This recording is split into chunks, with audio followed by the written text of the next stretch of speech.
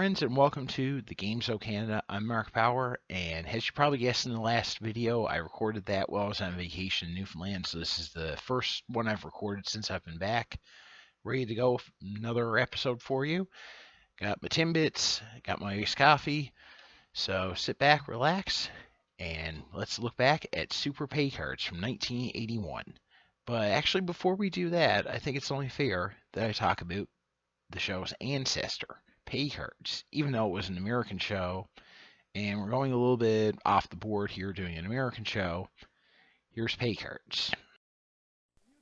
To play television's first card game, Pay Cards.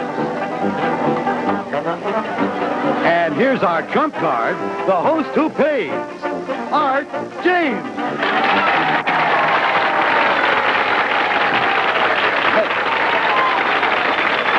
Thank you, and welcome to Pay Cards. Pay Cards ran from September of 1968 to September of 1969, only about 4 days shy of a full year, and was produced by Nick Nicholson and Roger Muir, who had prolific careers producing many low-budget shows on both sides of the border. There was also a Canadian version that ran in the early 70s, hosted by Paul Hanover, but no footage of that one still exists, or at least I can't find any. The host for the American version of Pay Cards was Art James. Art has got to be in at least the top 5 of the most underrated hosts in TV history. He's smooth, funny, intelligent, but spent most of his career hosting gimmicky shows like Blank Check, Temptation, and The Magnificent Marble Machine, which all bombed quickly. His most successful shows being the Who, What, or Where game, an early ancestor of the incredibly underrated The Challengers, and the Price is Right spin-off Say When. But he's most remembered for the infamous Peter Pan peanut butter blooper. And you know, Peter Pan is made to stay good as gold, fresh and moist, any time at all, from the first big swoop off the top of the jar right down to the last little bit at the bottom. So for happy young faces, at all times, make sure you've got Peter Pan peanut butter on hand at bedtimes, all times. Or do you?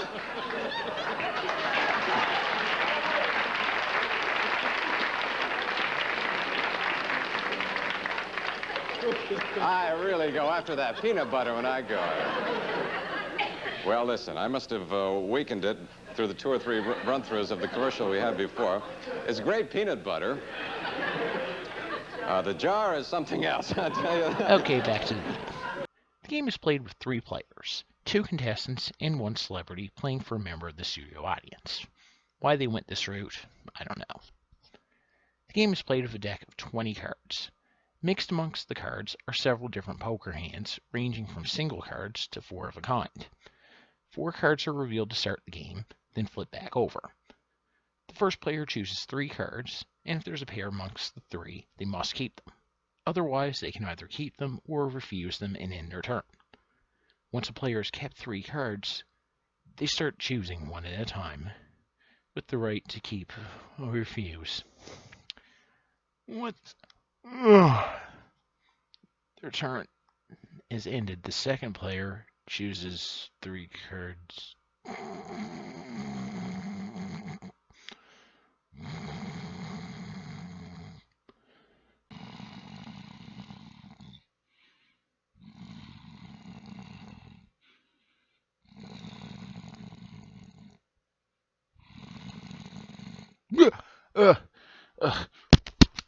Wake up, Mark.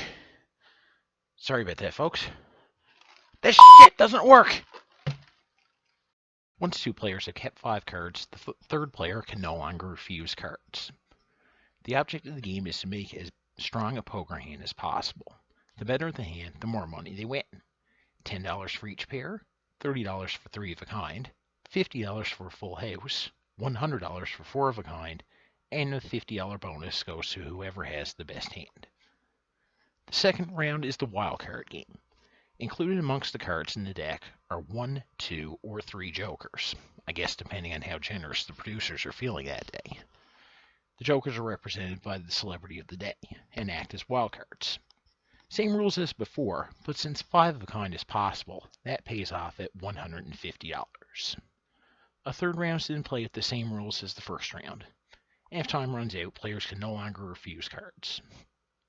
All 3 players keep the money they pick up along the way, and the player who has the most money plays the bonus game for a bonus prize. In the bonus game, the contestant is shown 12 cards and has 12 seconds to study them. The cards are then flipped back over, and a wheel is spun to determine which card the contestant must find. If they succeed, they win the bonus prize. And that was it. It was a simple show.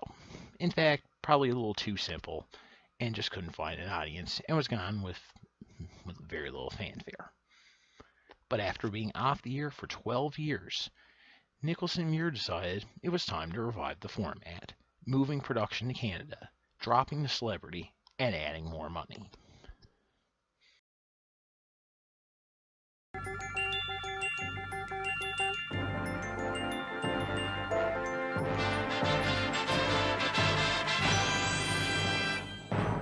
It's the television card game that everyone can play, Super Pay Cards.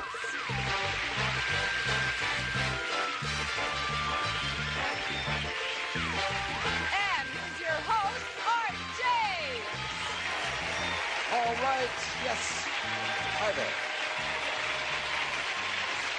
Thank you very much, everybody, and welcome to Super Pay Cards. We have 2 super players on hand today. They're anxious to get at it, and at the end of 3 hands of play, one of them will be going for $5,000 in cash in our bonus round.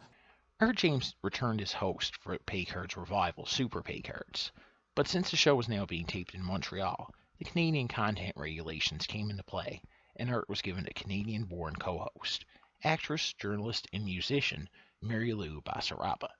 I'm assuming I'm pronouncing that last name correctly. Mary Lou gets a ton of flack in the community, and that's not really fair. She wasn't that horrible host. She's certainly not the worst we've ever seen. It's just her role was so forced on the show, it just makes her look bad. It's not her fault. The first round didn't change much, except there are now only 2 contestants and a 16-card deck. But once again, the object is the same. Build a better hand than your opponent. And Mary Lou, how much money are we playing for? We pay $20 for a pair, 3 of a kind pays $50, full house pays $100, we pay $200 for 4 of a kind, and a bonus of $50 for high hand. Thanks, Mary Lou. After this first round, a second hand is played. In round 2, there's a different variation on the format, all these appearing on a rotating basis. The first one was called 4 of a kind, and I think it's my favorite of all these variations.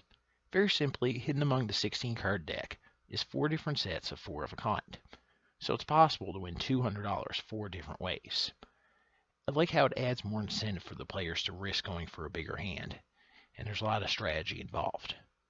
Plus, the producers can be a little more generous here too. The second variation is called strategy. 3 cards are revealed to start the round, and they remain revealed for the entire round. Each player in turn chooses 2 more cards to be revealed. Out of the 5 showing, they must choose 2 to keep. On their third turn, they only revealed 1 more card and chose 1 to keep. Although this format definitely speeds up the play, it takes away some of the memory aspect of the game and puts more emphasis on luck, although there's still a fair amount of strategy involved. The third variation is called 2, 3, 4, 5. Hidden amongst the 16 cards are 2 different sets of a pair, 1 set of 3 of a kind, 1 set of 4 of a kind, and 1 set of 5 of a kind. The payoff for 5 of a kind is $300, and this is accomplished by having one of the cards duplicated and appearing twice on the board. Hitting the 5 of a kind pretty much guarantees you the high hand bonus of $50. There's also a variant called 7-card stud, but I can't seem to find any footage of it. Basically what would happen is to start the round, players would be given a choice of 2 sets of 2 cards. These sets would not be revealed to their opponent. Play is the same as the first round, but once both players have completed their hands, the 2 cards they chose before are revealed, and players make the best possible hand using any 5 of the 7 available cards. So it's kind not really fair to call it 7-card stud. It's more like Omaha, but whatever. Final round is the wild card hand. But before we get to that, on the Canadian broadcast, there was also an audience game played before this round started.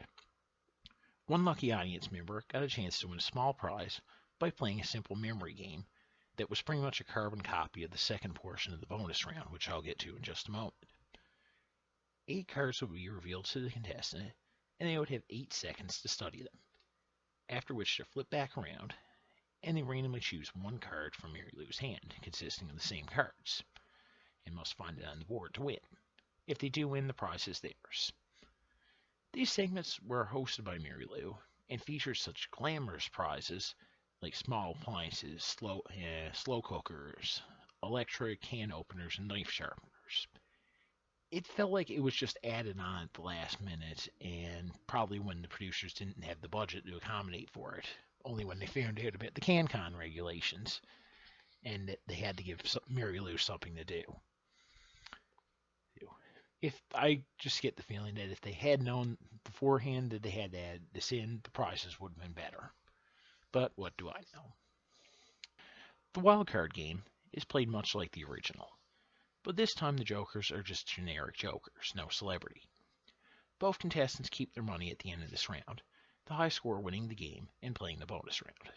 The losing contestant receives a copy of the home game as a consolation prize, which is interesting since those games were never made commercially available, so they've actually become quite a collector's item.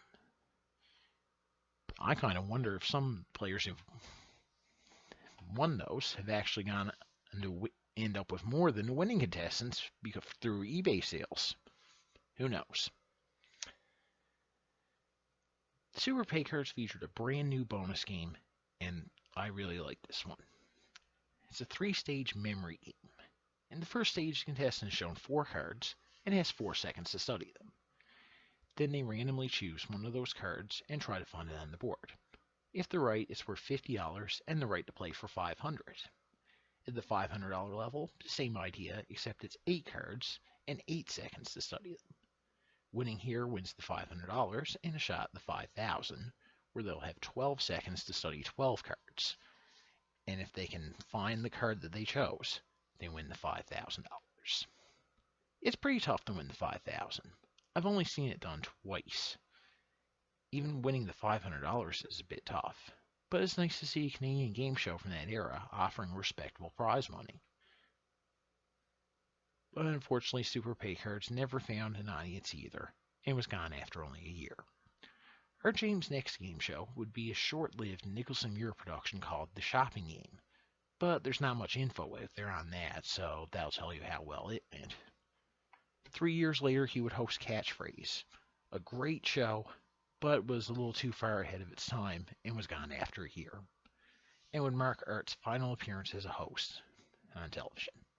He would appear a few times as an announcer, the last one being on Classic Concentration, in a guest spot for Gene Wood, who was on vacation, and also appeared in the Kevin Smith-produced movie Mallrats in 1995. After his television career was over, he opened his own business that produced game show-like presentations for conventions and trade shows, and frequently wrote in TV Guide about game shows. But sadly, while visiting his brother in Palm Springs, Art passed away at the age of 75 from natural causes in 2004.